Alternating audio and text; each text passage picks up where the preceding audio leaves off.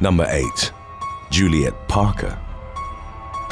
On February the 14th of 2020, deputies of the Pierce County Sheriff's Department in Washington arrested a woman and her teenage daughter on suspicion of attempted kidnapping and assault. The authorities had initially launched an investigation into the matter on February the 5th after receiving a call from a new mom claiming to have been drugged. The caller reported feeling numb, drowsy, and unstable on her feet following a session with a photographer she'd met in a newborn baby Facebook group.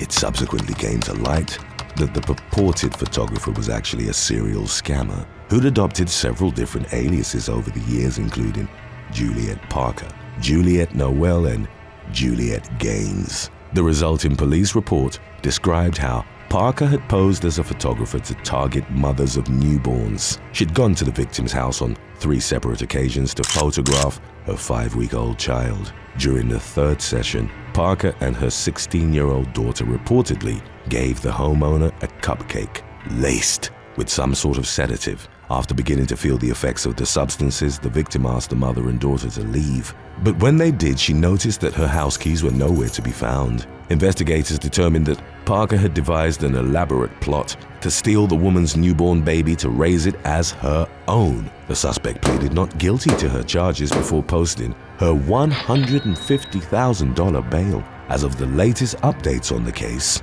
Parker's legal proceedings were still ongoing. Number 7. Dwayne Cohise Saenz.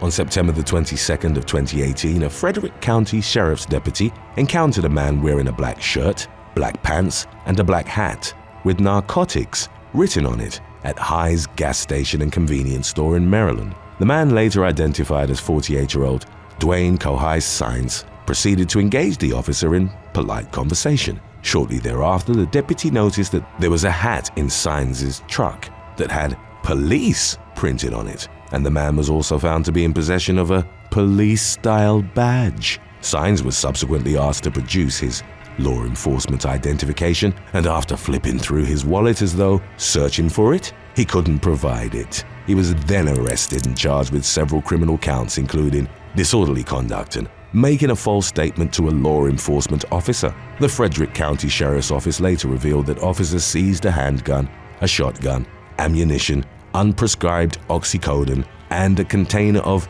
a green powdery substance from Saenz's vehicle. It was reported that upon his arrest, the police impersonator was denied bail pending the commencement of his trial. Number 6. Mildred Santamaria Tirado.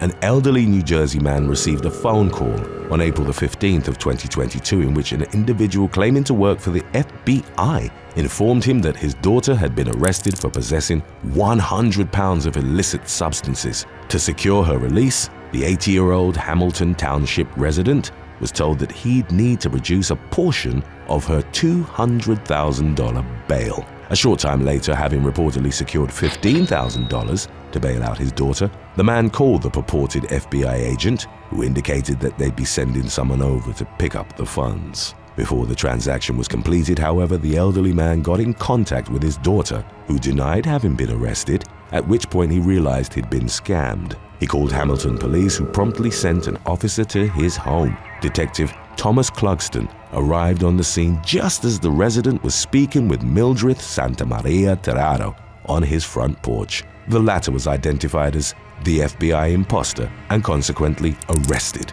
on a charge of theft by deception. Number 5. Francesco Galdelli.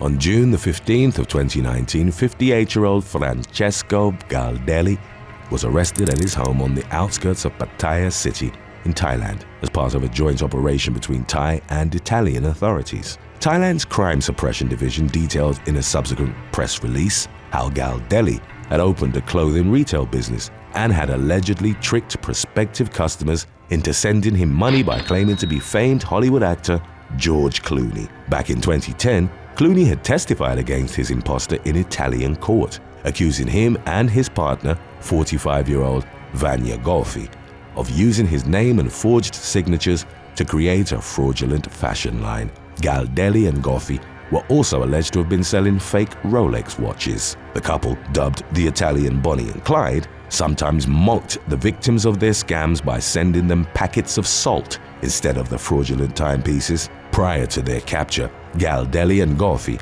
had reportedly been wanted on an Interpol red notice after fleeing from justice in 2013. On the day of their arrest, officers surrounded their Thai compound in a stakeout using electronic surveillance and a drone.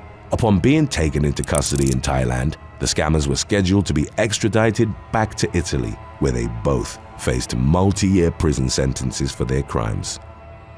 Number 4. Othaniel Mendoza.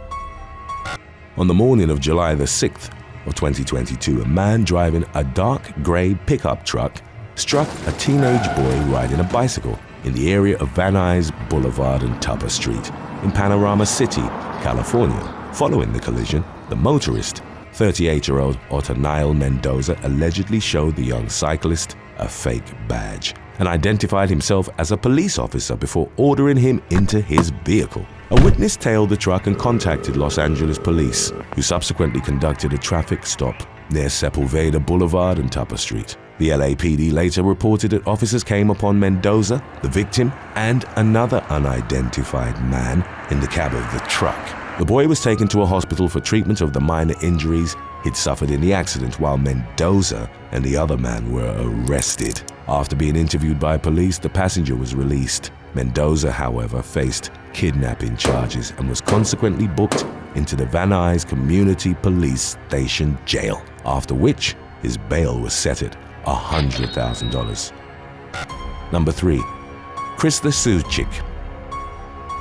Georgia woman Krista Siwczyk was taken into police custody on August the 23rd of 2018 for posing as a dentist for upwards of 6 years without a license. The arrest marked the second time in 2 weeks that the 47-year-old woman had been detained in connection to her fraud. Following her initial release from custody, more of the patients she'd illegally operated on came forward with allegations against her. Siwczyk's Paulding County home and Marietta office were also raided, with investigators reportedly seizing several boxes and a computer as evidence. Upon her second arrest, the woman faced 40 counts of practicing dentistry without a license and 3 counts of writing unlawful prescriptions. From as far back as 2012, the imposter put the health of her duped patients at risk by operating on them without the requisite knowledge or expertise of a dentistry practice. One of her victims reported having an abscess the size of a tennis ball in his throat after getting a pair of teeth removed by Siwczyk. In December of 2018, after additional former patients came forward to investigators, the woman and her husband, John, faced a 52-count criminal indictment under Georgia's Racketeering Influenced and Corrupt Organizations, or RICO Act. As of the latest developments, it was unclear what stage of the legal proceedings the case had reached. Hey, it's Carl. Be sure to subscribe and leave your comments in the comments section below, and maybe, just maybe, we'll get your video going next. Number 2. Edward Louis Lyroff. Florida man Edward Louis Lyroff submitted an application for a code compliance officer position with the city of Port St. Lucie on March the 8th of 2018. The 46-year-old identified himself as a U.S. military veteran and claimed to have been awarded more than 20 commendation medals and badges over the course of his supposedly illustrious career. However, Port St. Lucie's Assistant Director of Neighborhood Services contacted Officer Joseph Byrne, a military veteran, to help review Lyroff's application. Byrne reportedly noted several irregularities on the man's submitted form, prompting an official police investigation into the matter. It subsequently emerged that not only were Lyroff's purported medals and awards a complete fabrication, the man hadn't even served in the military to begin with. Investigators eventually discovered that Lyroff's elaborate fraud extended far beyond his falsified job application. The man had been receiving treatment from the Veterans Administration and had fraudulently obtained a Florida driver's license with a veteran designation, as well as a Purple Heart vehicle registration. Lyroff was consequently arrested and charged with uttering a forged instrument, unlawful use of uniforms, medals, or insignia, and fraudulently obtaining a driver's license. He was booked at the Port St. Lucie jail, where he was held on a $15,000 bond. In February of 2019, Lyrov was sentenced to 4 years of probation and was also ordered to pay over $4,000 in restitution. Number 1. Jean-Claude Romand. 18 years France native Jean-Claude Romand posed as a medical professional and researcher for the World Health Organization. The man used the free information services at the local WHO building in Prevey-sur-Meurens to fool people into thinking he was a successful and knowledgeable doctor when, in reality, he was an imposter who spent his days wandering. In January of 1993, when Romand was on the precipice of having his lies exposed, he borrowed his father's .22 caliber rifle, which he outfitted with a suppressor and gas canisters, and set out on a crusade to eliminate everyone who knew of his elaborate fraud. On the night of January the 9th, he allegedly used a rolling pin to beat his wife to death in their shared bedroom. The following evening, after putting his children to bed, Romand fatally shot them while they slept. The man then traveled to his parents' house, where he shared a meal with them before gunning them and the family dog down. Later that night, Romand attempted to finish off his murder spree by strangling his former mistress with a cord and spraying tear gas in her face. She successfully fought back against him, however, at which point he apologized for the attack and made her promise never to reveal the details of his murder attempt. Romand returned to his home, set it ablaze, and unsuccessfully tried to overdose on sleeping pills. Local firefighters were called to the scene at around 4 o'clock the following morning, whereupon they extinguished the flames and Romand was taken in for questioning. He was eventually charged for murdering his family and in July of 1996 was sentenced to life in prison with a mandated minimum term of 22 years. After 26 years of imprisonment, Romand was released into the custody of a Benedictine monastery and had an electronic bracelet placed on him to discourage him from trying to escape. Thanks for watching. Would you rather become internationally famous for a good deed you didn't actually do, or go on a date with a celebrity but have no one believe it happened? Let us know in the comments section below.